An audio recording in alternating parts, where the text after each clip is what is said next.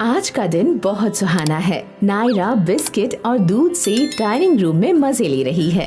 खाते खाते बिस्किट का कुछ चूरा जमीन पर गिरता है। धीरे धीरे चींटियां उस चूरे की ओर आती हैं और उसे खाने लगती हैं। अचानक वो दर्द के मारे रोती है और कूदती है। उसकी माँ और दादी माँ डाइनिंग टेबल की ओर देखने भागते हैं कि क्या हुआ। नायरा अनजाने में अपने पैर चींटियों पर रख देती है।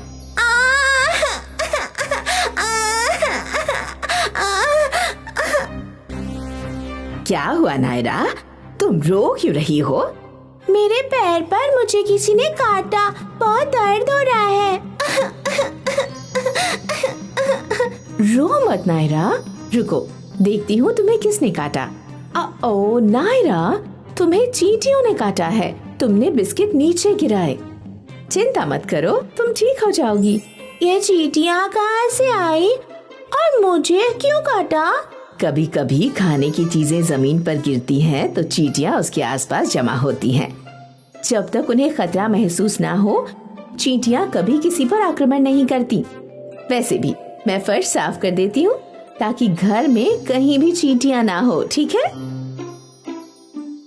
नायरा, जब तक तुम्हारी माँ सफाई करती है हम बेडरूम में चलते हैं।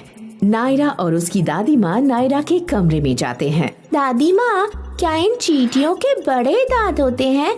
क्योंकि मुझे अभी भी दर्द हो रहा है। नहीं बेटा, वो काटती नहीं है, वो डंक मारती हैं। वो लाल चींटियाँ बहुत आक्रामक होती हैं और हमेशा अपने आप को खतरों से बचाने के लिए आक्रमण करती हैं। लाल चींटियाँ? क्या और भी रंगों की चींटियाँ होती हैं? हाँ, काली और लाल चींटियाँ होती हैं। दोनों लाल और काली चींटियाँ बहुत मेहनती होती हैं। मेहनती? उन्हें कुछ काम भी होता है? हाँ नायरा, वो खाना जमा करने और अपने आप को खतरों से बचाने के लिए मेहनत करती हैं। वाह, चींटियाँ कितनी छोटी होती हैं, फिर भी उनके बारे में जानना कितना दिलचस्प है। मैं उनके बारे में और जानना चाहती हूँ। वो कैसी दिखती हैं दादी माँ? उनका शरीर 3 हिस्सों में बटा होता है, हेड, थोरैक्स और एब्डोमेन। चींटियों के सिर पर 2 आँखें, 2 एंटीना, मैंडिबल या जबड़ा होता है और उनके 6 पैर होते हैं। 3 तरह की चींटियाँ होती हैं, रानी चींटी, पुरुष चींटी और मजदूर स्त्री चींटी। चींटियों की मजेदार बात तो ये है कि कुछ चींटियों के पर भी होते हैं। ओह, रानी चींटी, उसके पास मुकुट भी है। और ये चींटियाँ रहती कहाँ हैं? नहीं, रानी के पास मुकुट नहीं होता है।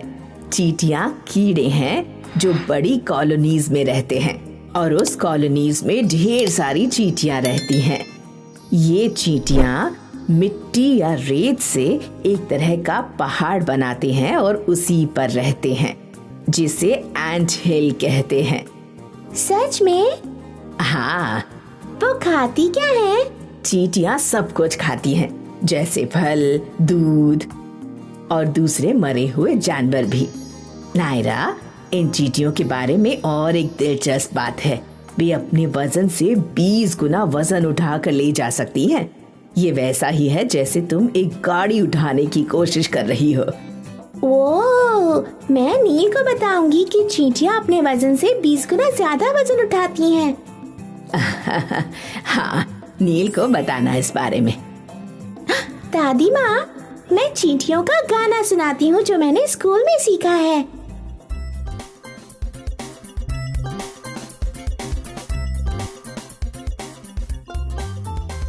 The ants go marching one and one, hurrah, hurrah. The ants go marching one and one, hurrah, hurrah. The ants go marching one and one. The little one stops to suck his thumb and they all go marching down to the ground to get out of the rain. Boom, boom, boom, boom. The ants go marching 2 by 2, hurrah, hurrah. The ants go marching 2 by 2, hurrah, hurrah. The ants go marching 2 by 2. The little one stops to tie the shoe and they all go marching down to the ground to get out of the rain. Boom, boom, boom, boom. The ants go marching 3 by 3, hurrah, hurrah. The ants go marching 3 by 3, hurrah, hurrah.